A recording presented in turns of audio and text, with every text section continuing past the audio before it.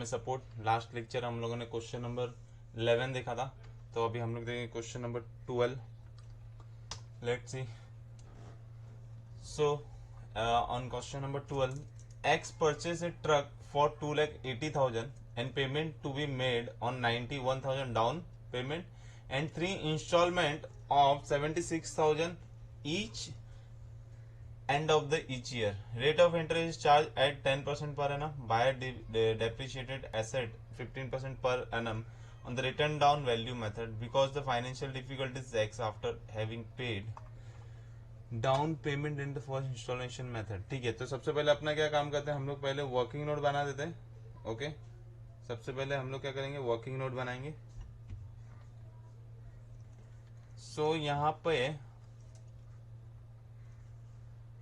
2,80,000 क्या हो गया, उसका कैश प्राइस हो गया। 2,80,000 क्या हो गया, उसका कैश प्राइस हो गया। तो 2,80,000 cash price and payment made to be 91,000 down payment हो गया।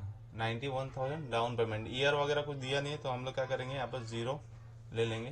तो 91,000 का डाउन पेमेंट है, इंटरेस्ट कुछ भी नहीं था डाउन पेमेंट, तो इंस्टॉलमेंट भी 91,000 ही रहेगा। आउटस्टैंडिंग कितना होगा, 2,80,000 में से 91 माइनस करेंगे तो 189, एंड इनिशियल में कोई भी डेप्रिसिएशन नहीं होता है। ठीक है, and 3 installment of 76,000 each end of the each year, मतलब सेकेंड 3 इंस्टॉलमेंट कितने का किया, 76,000 का किया है। तो 76,000 का इंस्टॉलमेंट है, विथ इंटरेस्ट है, तो हम लोग कैश प्राइस में लिखते हैं। यहाँ पर कुछ बोला नहीं है, तो यहाँ पर आएगा। टोटल करेंगे इसका 3,19,000।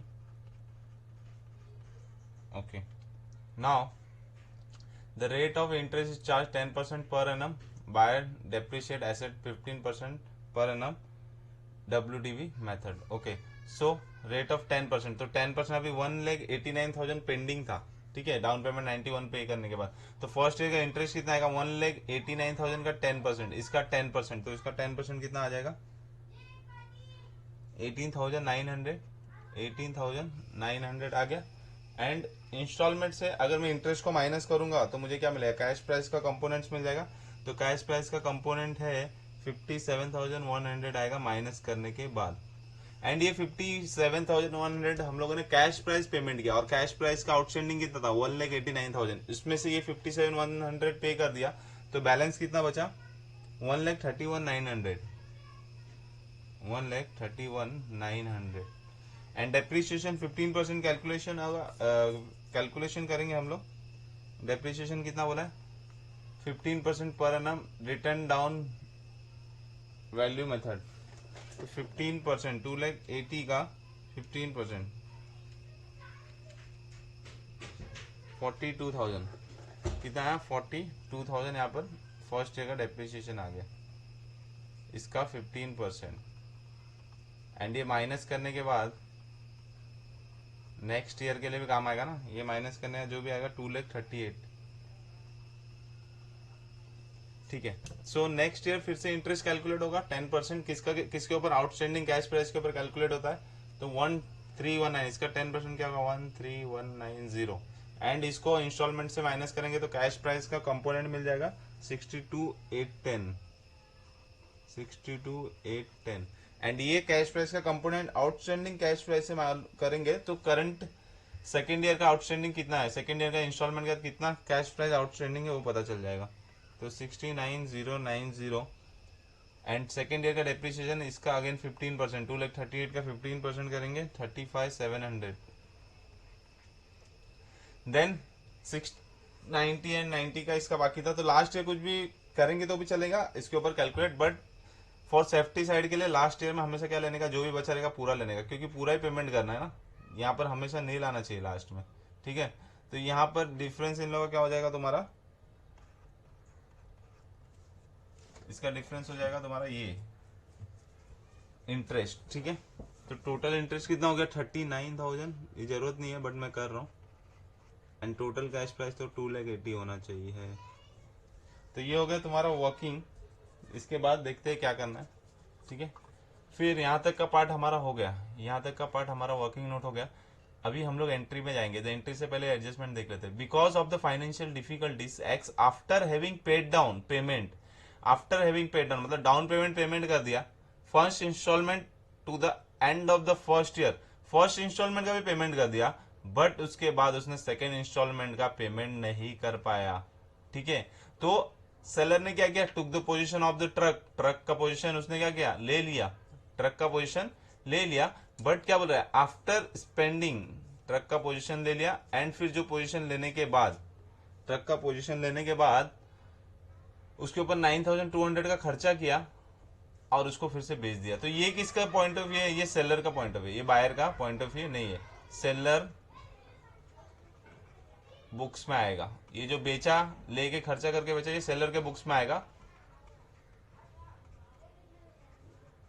बायर के बुक में नहीं आएगा। ठीक है, तो ये बात इंपॉर्टेंट है। अभी तक जितना क्वेश्चन कर रहे थे उसमें पोजीशन कुछ पार्ट्स में ले रहा था, मतलब 50% हो गया, 30% हो गया, या इतने का फेस वैल्यू हो गया, इतने का कैश प्राइस का पोजीशन ले लिया, या तो दो में से तीन ले लिया, दो में से एक ले लिया, एक को छोड़ दिया, तीन में से दो को ले लिया, एक को रिटर्न कर दिया। बट ये केस में कुछ बोला नहीं, मतलब पूरा का पूरा उसने, एक ट्रक है उसका पूरा का पूरा उसको रिपोजिशन करा, यहाँ पर एक ही ट्रक है। ठीक है, फिर इसका एंट्री देखते हैं। तो सबसे पहले तो यहाँ पर बोला है purchaser and vendor in the relevant account बनाने के लिए बोला है purchaser and vendor, so the relevant account in the books of purchaser in the books of vendor. तो पहले हम लोग देखें in the books of purchaser, जिसमें आएगा सबसे पहले ट्रक अकाउंट और वेंडर अकाउंट, मतलब वेंडर अकाउंट मतलब जो भी वेंडर रहेगा वो अकाउंट, एंड वेंडर के बुक में क्या आएगा, वेंडर के बुक में आएगा एक्स अकाउंट मतलब बायर का अकाउंट और रिपोजिशन अकाउंट। ठीक है, तो अभी तक मैं तुम लोग को सारे के सारे क्वेश्चन सॉल्व करके दिया लास्ट लेक्चर के जितने भी हुए, बट अभी से मैं थोड़ा स्पीड बढ़ाने के लिए तुमको जो सोल्यूशन है उस पर ही तुमको इंप्लीमेंट करूंगा। मोस्ट ऑफ द केस मतलब हायर परचेस में कैसे रहता है, वर्किंग नोट ही मेन रहता है। अगर वर्किंग नोट तुमको समझा तो एंट्री में कुछ भी प्रॉब्लम नहीं होगा। अभी इतने सारे सम्स हो चुके हैं तो तुमको एंट्री तो समझ में आ ही गया होगा। तो अभी डायरेक्टली मैं तुमको इसके अंदर ही बताता हूँ कि क्या कैसे हुआ है। तो सबसे फर्स्ट ईयर में क्या हो गया, सबसे पहला एंट्री कार अकाउंट, यहाँ पर कार की जगह पे ट्रक अकाउंट बना सकते हो। ठीक है, तो वेंडर से उसने परचेज किया, पहला क्या परचेज किया 2,80,000, तो एंट्री क्या आता है, vendor account debit to, sorry truck account debit to vendor account, तो ट्रक अकाउंट में आ गया वेंडर अकाउंट 2,80,000। फिर ये फर्स्ट ईयर डेप्रिसिएशन कितना होगा, 42,000 का डेप्रिसिएशन हुआ, 42,000 का यहाँ पे देखो डेप्रिसिएशन है वर्किंग नोट में। ठीक है, फिर देन सेकेंड ईयर भी डेप्रिसिएशन है 35,700 का डेप्रिसिएशन है। ठीक है, बट वेंडर ने क्या किया है, वेंडर ने क्या किया है, जो भी गुड्स था,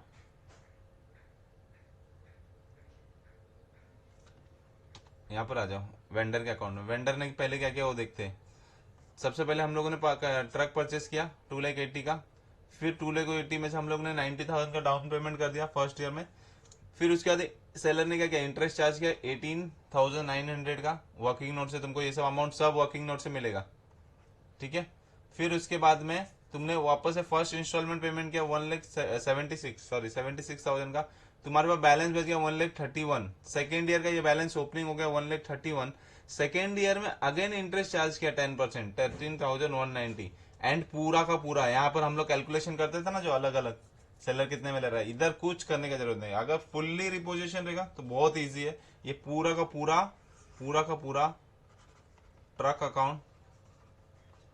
अकाउंट में चले जाएगा, पूरा का पूरा 1,45,900। और ट्रक अकाउंट में अभी तुम लोग आ जाओ, देखो 1,45,900 यहाँ पर आ गया, एंड ये यहाँ पर इसका क्या था ओपनिंग बैलेंस। अभी ये प्रॉफिट एंड लॉस को बैलेंसिंग को प्रॉफिट एंड लॉस में क्यों डाला, क्योंकि पूरा एक ही ट्रक था जो कि सेलर ले रहा है। अगर सेलर ने तुमसे ट्रक ही ले लिया तो तुम ट्रक अकाउंट रख के करोगे क्या, उसका बुक्स ऑफ अकाउंट रख के करोगे क्या। दैट्स व्हाई अकाउंट को क्या करना है, पूरा का पूरा कैंसिल करना है। तो जो भी इसका बैलेंसिंग फिगर है वो तुमको प्रॉफिट एंड लॉस में ट्रांसफर करना पड़ेगा।